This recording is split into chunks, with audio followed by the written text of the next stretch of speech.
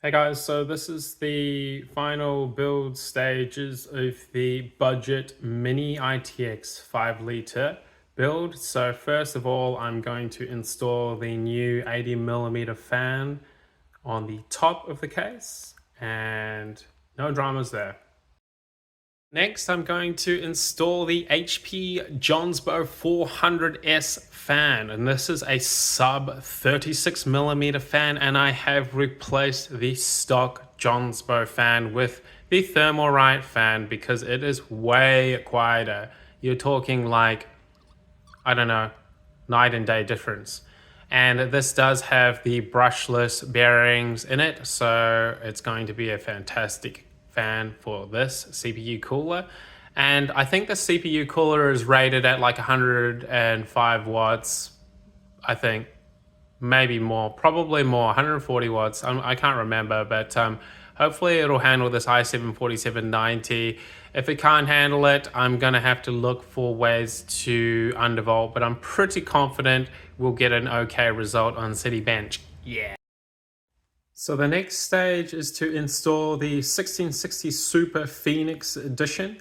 Now, I was really surprised at how easily this slotted in. There is actually probably half an inch of space left on the edge of the panel, which is fantastic. So what this means is that this GPU is definitely going to be a winner in the future. They are kind of hard to find in Australia, but if I do find one, I'll snap it up because these would be great for future budget ITX builds in this S3 sub-liter 5 case. So super happy, and I guess the next stage would be to plug everything in and get it booted up.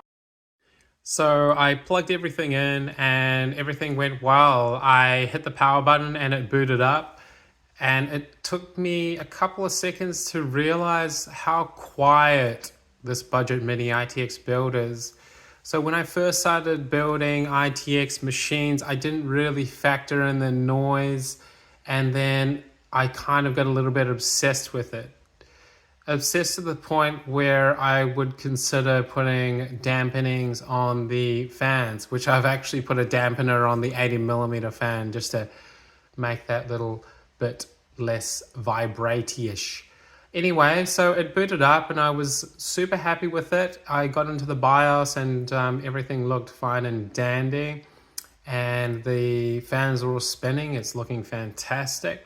Now the final stages were to do a bit of cable management. So just cable tie everything out of the way, make sure it's nice and clean.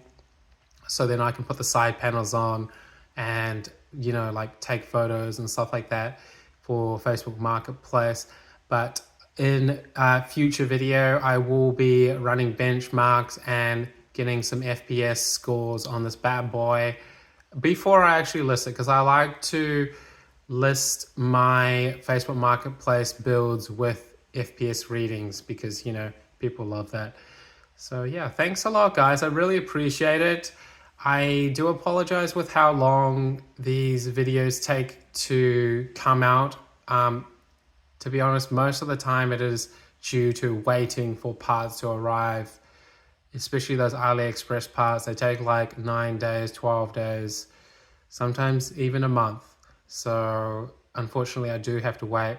I can buy stuff from Amazon, but you know, it's like double the price and all that sort of thing. And I'm trying to keep my costs down for this build so I can give the best price possible to someone that wants to buy it.